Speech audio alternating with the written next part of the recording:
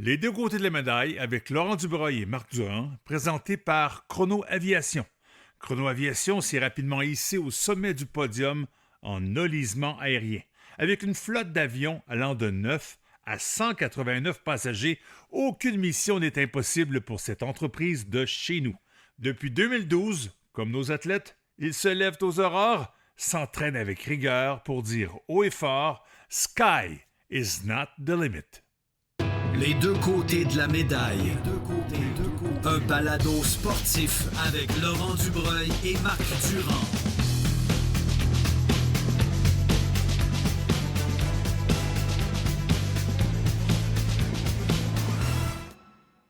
Bienvenue au balado Les deux côtés de la médaille. Ici Marc Durand en compagnie de Laurent Dubreuil, présentement à Erenven aux Pays-Bas. Salut Laurent. Salut Marc, comment ça va? Très, très bien. Et à Oslo, en Norvège, André Lachance, consultant pour la Fédération sportive norvégienne, un gars de Charlebourg. Salut André, comment ça va? Salut Marc, comment ça va? Là, t'es vraiment là? T'es en Norvège? Ah oui, oui, oui. C'est incroyable l'Internet, un Pays-Bas, Norvège, Sonam, mais c'est surtout qu'on parle de ce pays-là depuis les Jeux comme étant le meilleur pays au monde. On pensait que c'était le Canada, ben non. 41 médailles avec à peu près même pas 6 millions de population. On se dit, qu'est-ce qu'ils font les Norvégiens que nous, on n'a pas compris? On commence à le comprendre, mais André, tu es bien placé pour le savoir. Ça fait quelques années que tu travailles avec eux ou qu'ils te sollicitent pour les aider en tant que spécialiste du développement, entre autres, chez les jeunes. Je n'ai pas les bons termes, mais tu peux peut-être me dire ton CV en quelques minutes. Je te connais avec Baseball Canada, mais sinon, tu es au Cirque du Soleil. Mais conte-nous un peu ta vie, André. Hey, boy, OK. Juste avant, c'est drôle parce qu'on parle de Norvège, puis quand je discute avec les collègues ici, évidemment, ils voient les médias qui parlent beaucoup d'eux, puis eux ne comprennent pas pourquoi ils parlent de nous autres. On ne fait rien d'extraordinaire. C'est ça qui est particulier. Ils sont humbles dans la victoire, mais quand les Jeux d'hiver à chaque fois, là, c'est rendu incroyable. Oui. Mais ils ont aussi des enjeux, qu'on pourra en parler tantôt. Là, oui, j'espère. Fait que pour répondre à ta question, oui, j'ai grandi à Québec. Un gars de baseball à la base. Là. On se connaît justement avec le baseball de ces années-là. Ça fait quand même plusieurs années qu'on se connaît. Puis j'ai fait les différents échelons là, pour coacher au baseball, que ce soit Midget 3, junior majeur, jusqu'à l'équipe nationale. Puis j'ai été le premier coach de l'équipe nationale féminine. Ça n'existait pas avant. Qui nous a amené j'ai fait 8 championnats du monde, les Jeux Paname, etc. Évidemment, c'est pas une discipline olympique encore. Puis ça m'a amené à coacher l'équipe nationale de France aussi à travers le temps. Puis beaucoup avant d'arriver au cirque, donc avant la pandémie, j'ai fait beaucoup de consultations pour plusieurs pays, plusieurs comités olympiques et tous les pays scandinaves. On parle de la Norvège, mais j'ai fait le Danemark, la Suède, la Finlande, l'Islande, une petite place qui s'appelle, peut-être que Laurent il connaît ça s'appelle Åland, qui est une petite île entre la Suède et la Finlande, qui appartient à la Finlande, où tout le monde parle suédois. C'est un peu particulier. OK. Fait que j'ai tout fait ces pays-là avec leurs différences, même les États-Unis et plein d'autres. Puis c'est ça. Fait que c'est ce qui m'a amené à continuer à collaborer avec eux, à les amener à penser différemment. Puis ils le font. Fait que c'est le fun. Ben là, comment tu réagis quand tu vois les gens tout d'un coup encenser la Norvège pour non seulement leur médaille, c'est une chose, mais aussi leur façon de vivre et d'approcher le sport participatif chez les jeunes, entre autres, et leurs habitudes de vie?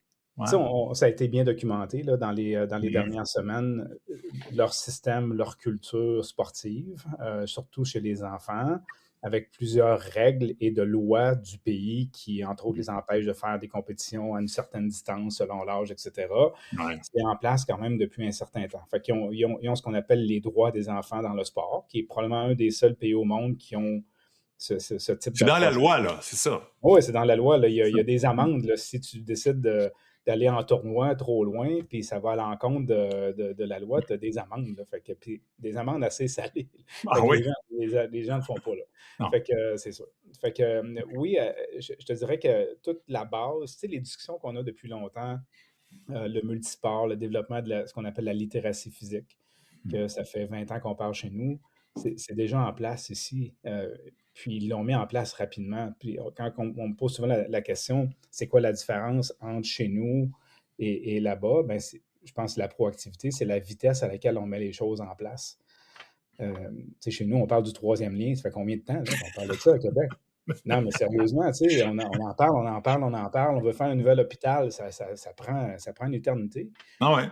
Mais je te dirais qu'en Norvège, ici, on met de l'avant des nouvelles idées en quelques mois, ce qu'on fait chez nous en plusieurs années. Fait que on regarde ce qu'ils vivent présentement avec le succès olympique, ils sont déjà ailleurs. Ils sont déjà rendus à penser à comment non seulement comment on fait pour rester là, mais qu'est-ce qu'on peut combler dans les petits enjeux qu'on a pour nous permettre de rester une société en santé, parce que c'est la pierre angulaire de leur façon de faire, et comme sous-produit de gagner des médailles.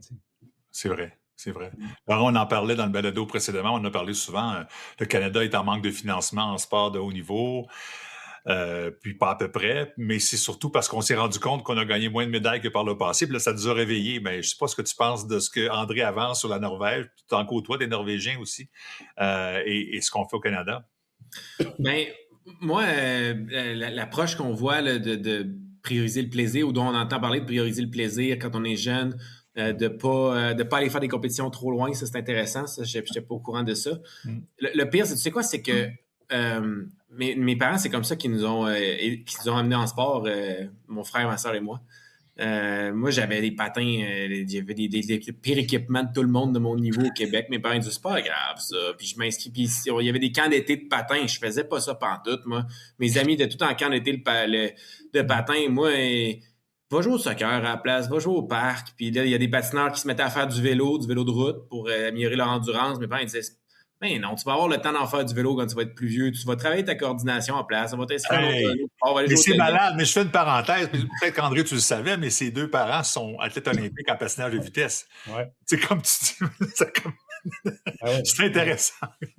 Non, c'est ça. Ben, je pense, en plus, eux autres, c'était juste leur feeling. Là, je pense pas qu'ils auraient eu des études nécessairement, mes parents, mais je pense qu'ils ont probablement vu de façon anecdotique des patineurs faire des burn-out parce qu'ils s'entraînaient l'été à 12 ans. Puis à 12 ans, t'as pas besoin de t'entraîner l'été. Voyons, non, c'est ridicule. T'as besoin de jouer. T'es un enfant encore.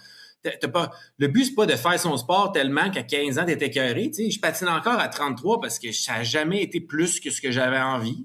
C'est venu de façon organique. À un moment donné, ben là, j'aimerais ça patiner un peu plus l'été à 15 ans, là, ou j'aimerais ça m'entraîner un peu plus spécifique au patin. OK, c'est correct, mais tu peux jouer au soccer si tu veux aussi. Puis non, ça me tente. OK, on va t'inscrire. Mais avant ça, le plus de sport le plus longtemps possible.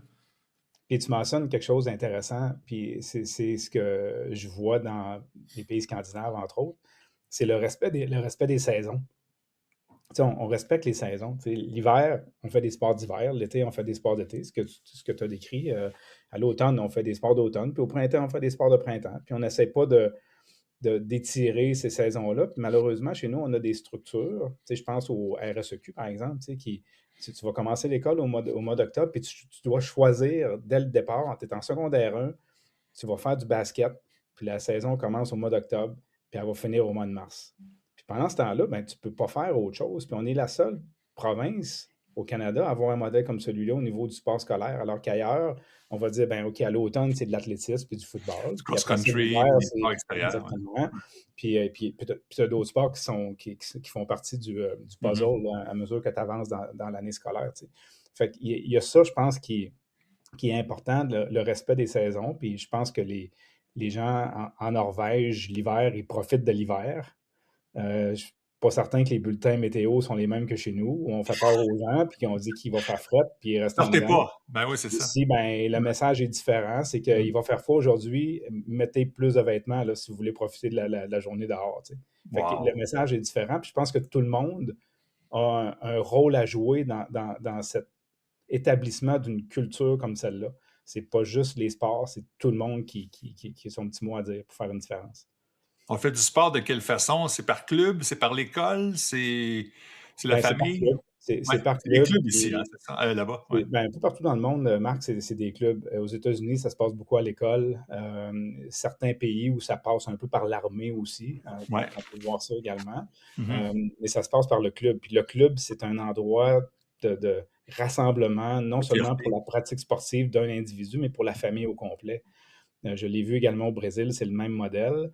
Aux États-Unis, ça passe plus par l'école. Chez nous, ben, on fait les deux. On fait les deux, hein, c'est ça. Donc, Et, c'est un ou l'autre, mais les deux, c'est pas bon. C'est ça, je comprends. ben, c'est parce qu'on essaie de faire les deux, puis de se donner un mandat, de dire, ben, je suis capable de dépenser des sous dans les deux structures et de m'attendre à avoir des résultats de haute performance dans les deux. On le voit bien avec le hockey, la confusion que ça crée, etc., Ben, chez nous. mhm. Puis, je pense qu'il faut avoir le courage, à un moment donné, de dire les deux peuvent coexister, mais peut-être qu'on va mettre le focus un petit peu plus sur un par rapport à l'autre. Tu sais. Ça, on a un petit peu de difficulté chez nous à prendre ces décisions-là, courageux, je pense. Ben, De respecter les saisons, ça me fait penser à... Moi, je joue au soccer l'été, hein, je ne joue pas au soccer l'hiver parce que je patinais l'hiver. Puis mes parents, à un moment donné, j'avais envie de jouer au soccer l'hiver aussi, j'aimais ça, mais mes parents, à un moment donné, disaient, ben là, c'est assez. Là, regarde, c'est assez de lift, t'as 3 enfants, là, on regarde le patin l'hiver, le soccer l'été. Puis, à un moment donné, quand le soccer passait du 2A au 3A, je m'étais pas fait prendre parce que je faisais pas les camps l'hiver. Fait que là, je m'étais fait, tu sais, le coach, il me connaissait pas, mais tous les gars de mon équipe, ils avaient comme monté de niveau, mais pas moi, mais j'étais assez objectif dans mon analyse. J'étais peut-être pas le meilleur, mais j'étais meilleur que la moitié de l'équipe qui avait monté de niveau. Mais moi, c'était, ben non, t'as pas fait les cours l'hiver, tu sais, tu suis pas. tant Mais, pis. je veux dire, il y a personne qui a fini par être bon en soccer dans notre groupe. Il y a pas un gars là, qui a joué pro en Europe là-dedans. Là. Mais tu sais, moi, peut-être que au début de l'hiver, au début de l'été, je commençais avec... j'étais un peu rouillé, tu sais, j'avais pas touché un ballon depuis un bout, là, mais par 2 semaines, je l'aurais repris. Mais non, j'ai été pénalisé parce que, justement, j'avais une approche multisport. On encourage les gens indirectement à se spécialiser trop jeunes. Tellement. Je sais pas ce que tu en penses, Parfait. André, mais c'est vrai, à ce qu'on voit là, c'est pas nouveau. Là. Ben, tu sais, commençons avec juste les programmes sport-études. Ah ouais. On envoie un message très, très jeune à partir de secondaire 1. Puis je sais pas s'il y en a encore au primaire. Je sais que quand j'étais à Québec, dans le temps, il y avait même des sports-études au primaire. Je sais pas si ça Oui, existe mais il y encore. avait à l'école Il y en dans le avait Québec, ouais, c'est ça. à Saint-Roch, je pense qu'il y en avait. Oui, Saint-Roch, voilà, c'est ça. Oui, c'est ça. Puis même, je pense, secondaire 1 et 2, c'est un peu tôt, tu sais, pour commencer à dire, ben, pendant les 5 années de mon secondaire, je vais faire du badminton ou du Ski hockey ou peu alpin, importe le ouais, sport ouais. tous les jours. Exact. Après ça, tu te poses la question en secondaire 5 qui sont écœurés puis ils n'ont plus le goût d'en faire, ben c'est certain. C'est certain, tu sais, ils l'ont fait pendant 5 ans.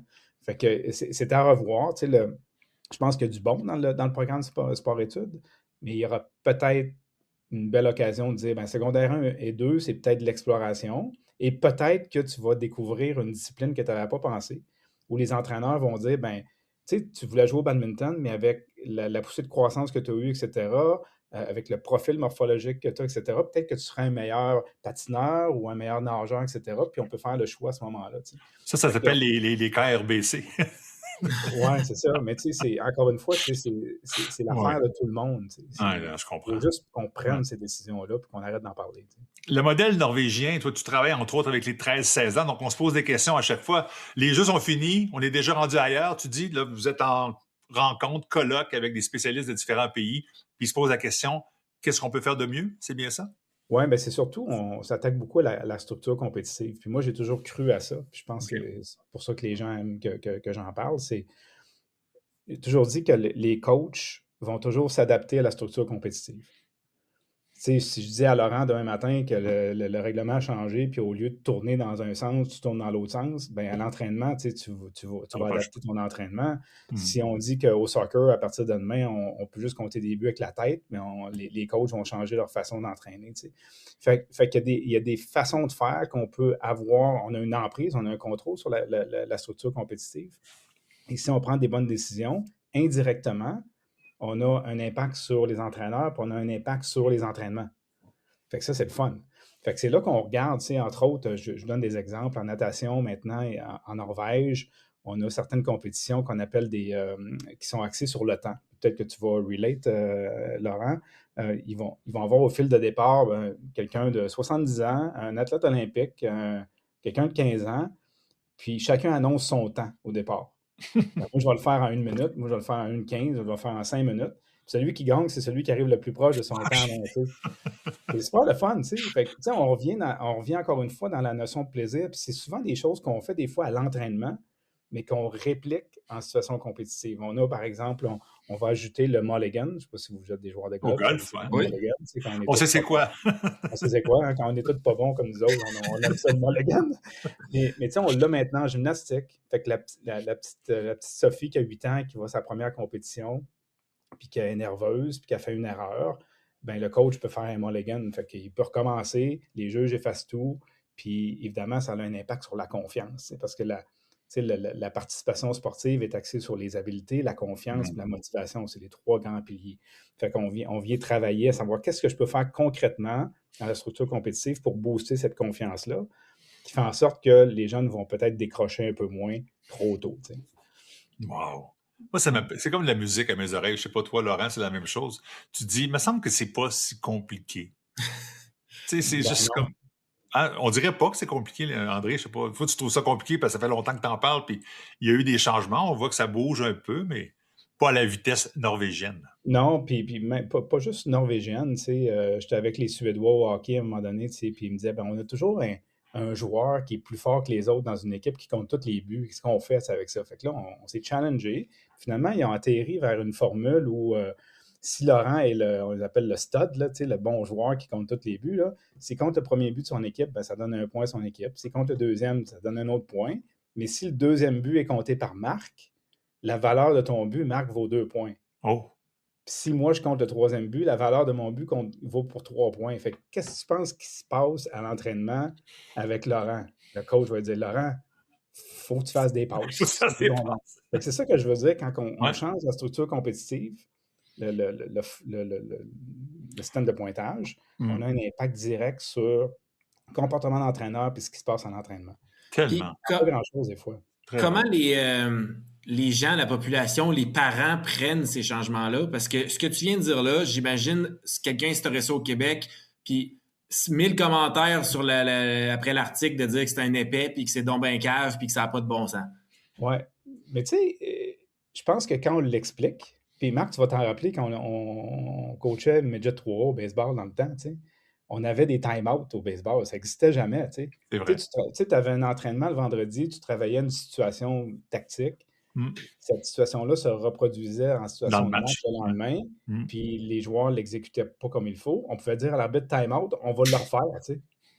Là, les parents disaient, c'est quoi qui se passe, un time-out au baseball? Ben, pourquoi pas?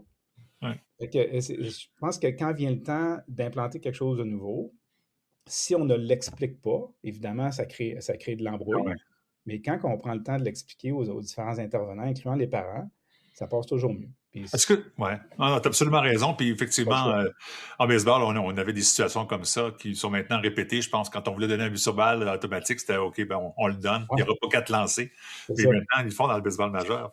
Exact. Ça a pris du temps, mais on dirait qu'il faut que ça passe par une loi. Je t'entendais parler qu'il y aurait des amendes, mais lorsqu'on a fait des demi-glaces au hockey, parce que ça s'est fait récemment, là, on est revenu aux demi-glaces. Moi, je me rappelle de ça quand je jouais, quand j'étais jeune. Là, il y a des parents qui ont chialé. Fait qu'il y a des ligues parallèles qui se partent avec des pleines glaces à 7 ans, 8 ans, 9 ans. Tout ça, ben, c'est pas interdit par la loi, donc ça existe. Alors là, les parents, les joueurs sont déchirés entre je vais là, je vais là, je vais à un camp d'entraînement, ça finit plus. Écoute, on épuise les gens dans ce convaincu. Mais à quelque part, il y a quelqu'un qui donne le droit d'accès à ces glaces-là, à ces gens-là. Tu sais. Oui, mais là, c'est du privé, c'est de l'argent qui rentre. Je comprends. Mais tu sais, si on veut vraiment avoir un contrôle, tu sais, c'est une loi. Un contrôle de qualité. Ben, le patin, le hockey, le baseball, ça se fait de cette façon-là. C'est ces personnes-là qui vont avoir accès au lieu d'entraînement en priorité. Tu sais. Intéressant. C'est en tout. Ouais. Bon. Alors, qu'est-ce qu'on recommande au Québec? Là, si tu avais une chose... Ben, en fait, j'ai 2 questions. Laurent, tu en as peut-être d'autres, là, mais qu'est-ce qu'on doit changer vite? Puis, qu'est-ce qui serait possible de faire aussi, selon toi, pour améliorer la situation? Moi, je dirais qu'il y a un truc qui puis c'est pas seulement chez nous, là, mais les meilleurs entraîneurs travaillent toujours avec les meilleurs athlètes. Puis ça me gosse, ça m'a toujours gossé, parce que les meilleurs entraîneurs ont besoin de travailler avec les athlètes en développement, parce que c'est là que ça passe ou ça casse. Puis je pense qu'on a une belle preuve avec le tennis au Canada. Ils ont fait ce move-là. Ils ont pris leur meilleur coach, ils ont pris leur focus, puis ils ont descendu à 14 ans, puis on a vu les résultats que ça a donné. Wow! Puis c'est drôle, parce que quand je parlais avec Louis Borfiga, qui avait relancé Tennis Canada. La première chose qu'il m'avait dit, c'était au Québec, la différence que je vois, c'est qu'on manque d'ambition. C'est ça qu'il m'a dit. C'est ça qui se rappelait de son passage au Québec. Fait que je pense qu'il y a des petites choses qu'on peut faire, comme celle-là. Avoir un meilleur focus sur les coachs avec les athlètes en développement, donc les 13-16 ans, où vraiment il y a un taux de départ peut-être plus élevé qu'un autre groupe d'âge. Mm-hmm. Et comme je mentionnais tantôt, revoir la formule sport-études, revoir la RSEQ, revoir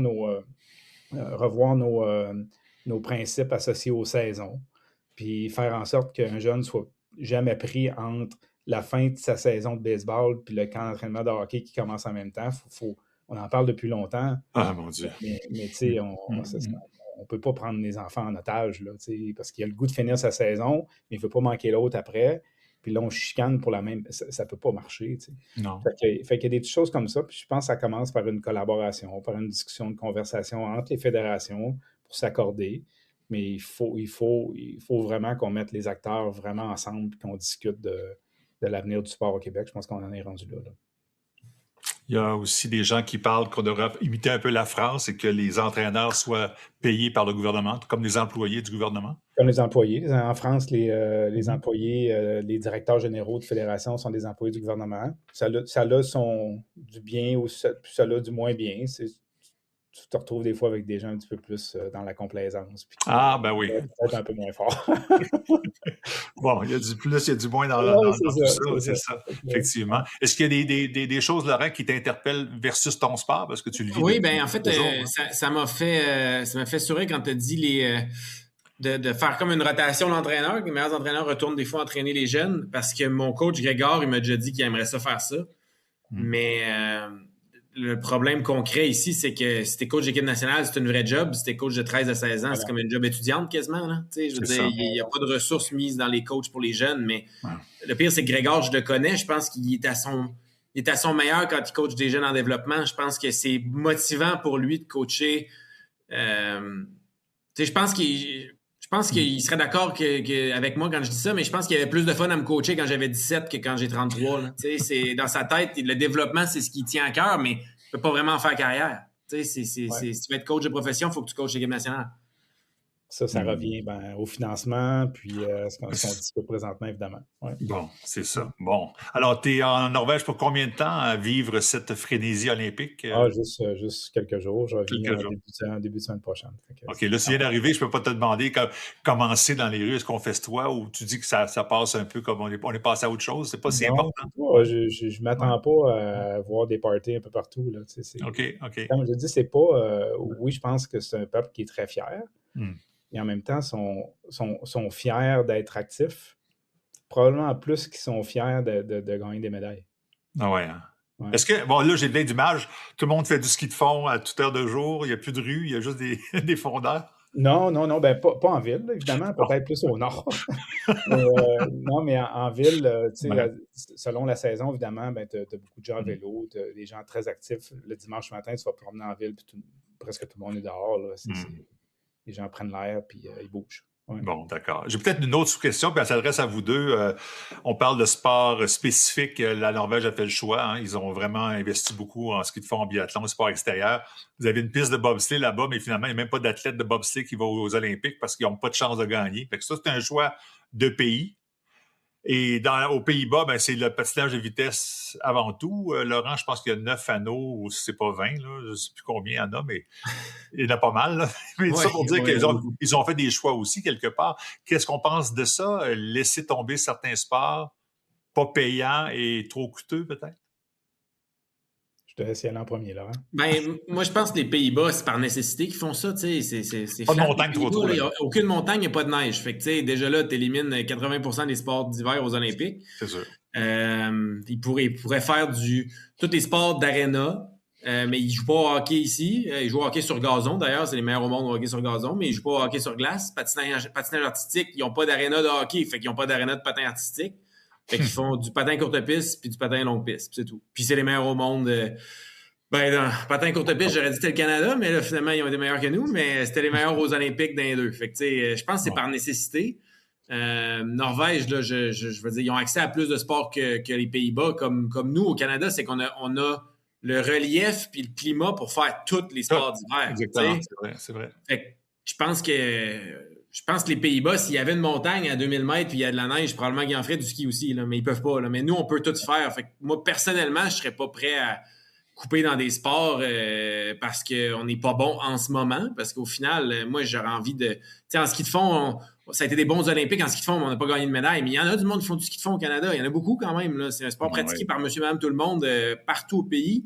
Qui gagne pas d'argent ski de fond parce qu'on ne gagne pas de médaille là. Moi, ça me rend triste. C'est quand même un sport qui est pratiqué par la population. Puis c'est un sport d'hiver. Tu peux pratiquer quand même à faible coût l'hiver au complet. Du moment que tu as ton équipement, c'est pratiquement gratuit d'aller skier sur les pistes. C'est triste qu'on permette pas ou qu'on n'investisse pas dans des sports qui seraient bons pour la population. Absolument. André, mot de la fin. Les gens disent beaucoup, on mentionnait beaucoup que les Norvégiens sont très forts aux Olympiques d'hiver, peut-être un peu moins dans les autres sports, mais on regarde dans les championnats du monde de triathlon, parmi les meilleurs, c'est des Norvégiens. On a un des meilleurs joueurs au monde au tennis, qui est un Norvégien. Je regardais les nouvelles hier, je pense au soccer, il y a une équipe du Nord, je pense, qui est en train de battre des... Ça, c'est malade. Ils ont battu Inter Milan en Ligue des Champions. C'est ça, une affaire de fou. Là. Fait que... Des Norvégiens, en plus. Oui, exact. Fait qu'ils font d'autres choses de bien aussi. Oui, c'est ça. Ouais. OK. Moi, je ne serais pas pour cibler. Je pense que tout le monde a une chance de se faire valoir si on leur donne la chance de se faire valoir. Et même si on n'est pas supposé de gagner, d'aller au jeu, c'est une fierté pour l'athlète, pour son coach, pour son équipe, pour son club, pour les gens autour. Il faut voir ça comme ça aussi. Moi, c'est ce que je pense aussi. Là. Fait qu'il n'y a pas juste du bon dans la politique norvégienne. Tout le monde a des enjeux. Tu sais. C'est ça. Tout le monde a ses enjeux. Bon, merci André. Écoute, bon séjour là-bas, puis ramène-nous un peu de bon sens dans notre sport local, puis question qu'on adopte les bonnes pratiques de notre côté. Faut juste passer à l'action. Hein. Faut juste passer à l'action. Tu as raison. Tu as un excellent livre en passant, La chimie d'équipe, écrit avec Jean-François Ménard. J'invite tous les gens à le lire, à le consulter. Ça fait quelques années. Ça fait quoi, 2-3 ans que tu l'as eu? 2023, je pense, en français. Ouais. On l'a fait en anglais. Il est encore à jour, c'est encore bon. Oui, encore disponible. Ouais. C'est bon. Laurent, merci. Écoute, le balado passe après les championnats du monde, alors j'espère que ça a bien été. Je me le souhaite aussi. On verra. C'est drôle. Je sais quoi dire. Écoute, merci beaucoup. Merci à Chrono Aviation. Puis on se retrouve pour un autre épisode de balado, les deux côtés de la médaille. Merci encore, André, pour ton temps. Ça m'a fait plaisir. Merci beaucoup. C'est Laurent.